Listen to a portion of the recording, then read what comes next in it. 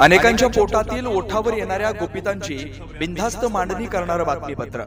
समाजवादी पार्टीचे प्रदेश अध्यक्ष तथा आमदार अबू आझमी हे संविधान बचाव रॅली घेऊन संपूर्ण राज्यभरात जात आहेत। ते आज धुळे दौऱ्यावर आले असता त्यांनी पत्रकारांशी संवाद साधला। यावेळी त्यांना मोदींच्या 400+ नाऱ्याबद्दल विचारले असता त्यांनी सांगितले की नरेंद्र मोदींनी सर्वसामान्य जनतेतून निवडून येताना ईव्हीएम मशीन बाजूला करून दाखवावे। ईव्हीएम मशीनशिवाय 400 जागा निवडून दाखवण्याचे आवाहन आमदार अबू आझमी यांनी केले आहे।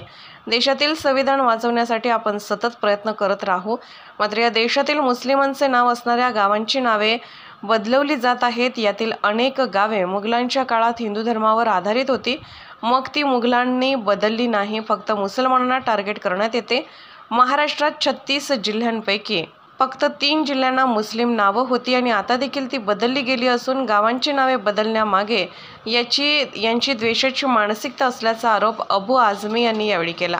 पुढे बोलताना त्यांनी सांगितले की देशाची प्रॉपर्टी प्रधानमंत्री, मुख्यमंत्री, आमदार, खासदार यांची कधीच नसते, ती जनतेची असते आणि लोकप्रतिनिधी हे फक्त त्यांची देखभाल करण्यासाठी असतात। मात्र दुसरीकडे प्रधानमंत्री हे देशाच्या अनेक कंपन्या विकण्यासाठी निघाले आहेत। दरम्यान अनेक कंपन्यांची नावे घेतली आहेत जी विकण्यात आली असल्याचा आरोप त्यांनी यावेळी केला।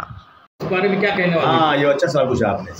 मुझे लोग बोल रहे थे कि लोग मोदी जी को कैसे मालूम कि 400 पार हो जाएगा, तो कुछ ने कहा कि नहीं उनके पास तो ईवीएम है, ईवीएम के जरिए अपना बढ़ा लेंगे वो। मैंने कहा नहीं, ऐसा अगर मोदी जी से मैं इनको सलाह दूंगा, उनको मशवरा दूंगा कि अगर 400 से पार आप जा रहे हैं ना, एक काम कर दीजिए, जो जनता के बीच में एक जो है ये उनका वो आप पे इल्ज़ाम लगा रहे हैं कि आप ईवीएम को छेड़छाड़ करते हैं, तो आप कह दीजिए कि नहीं, जनता मुझे 400 से पार ले जाएगी, मैं ईवीएम को फेंकता हूँ, पेट्रोल उठाता हूँ।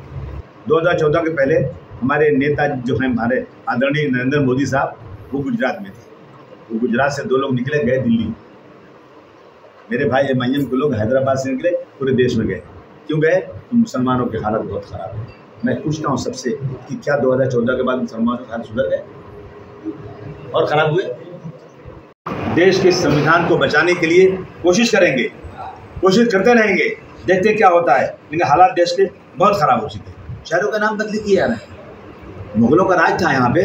मुग़लों के राज में सारे भारत में अगर चाहते, वो मुग़ल चाहते 52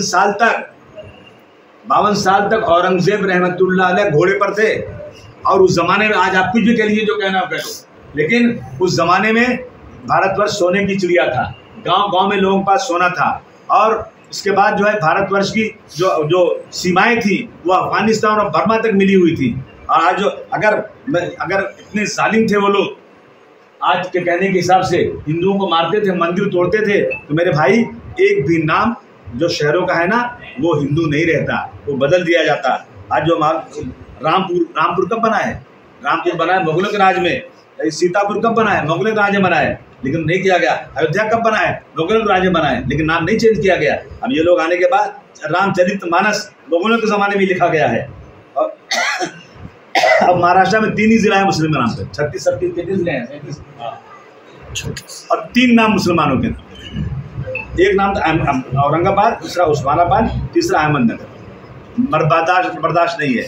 वो भी जो है ना, तुरंत उसको जो है निकाल दो, बदल दो।